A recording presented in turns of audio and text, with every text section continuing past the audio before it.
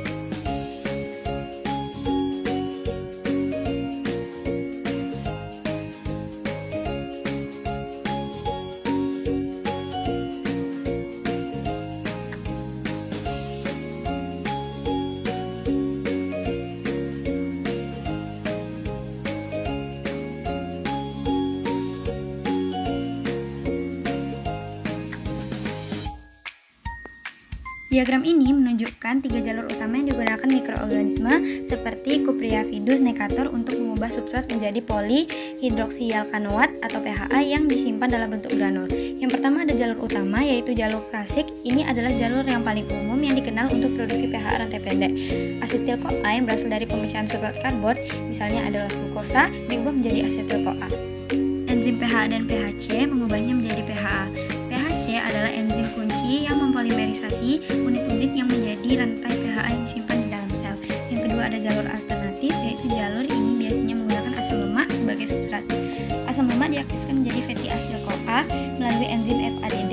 Jalur ini mencakup siklus B oksidasi terbalik yang menghasilkan perantara PHA. Yang ketiga ada jalur misterius, yaitu jalur ini kurang dipahami tetapi melibatkan perantara dari sintesis asam lemak yang melibatkan senyawa seperti 3-hidroksil ACP yang kemudian diubah menjadi PHA. Keterangan tambahan pada diagram adalah yang pertama ada transporter, yaitu berbagai proses pengangkut yang memastikan substrat yang dibutuhkan seperti gula, lemak, asam amino masuk dan metabolit keluar dari sel. Yang kedua ada 02 demand, menunjukkan bahwa proses ini membutuhkan oksigen atau kondisi aerobik sesuai dengan C necator. Yang ketiga ada tabel gen yang menunjukkan gen-gen spesifik yaitu PHC, PHA, PHB yang bertanggung jawab atas jalur-jalur ini dan lokasinya di genom atau kromosom bakteri. Kontaminasi Pseudomonas yang kita hadapi dalam proses PHA ini berasal dari berbagai sumber di lingkungan industri. Pertama, kontaminasi udara. Bakteri Pseudomonas sangat umum ditemukan di udara dan jika filtrasi atau sterilisasi udara masuk tidak sempurna, mereka bisa masuk langsung ke dalam fermentor. Yang kedua, ada bahan baku terkontaminasi. Substrat karbon seperti glukosa atau asam lemak atau bahkan air proses jika tidak disterilkan dengan benar bisa membawa Pseudomonas sejak awal. Ini seperti memasukkan bibit masalah langsung ke dalam sistem. Dan yang ketiga adalah masa sanitasi dan peralatan yang buruk. Sambungan pipa yang tidak rapat, peralatan yang tidak bersih sempurna atau bahkan prosedur sterilisasi yang longgar dapat menciptakan sarang bagi Pseudomonas untuk tumbuh dan membentuk biofilm.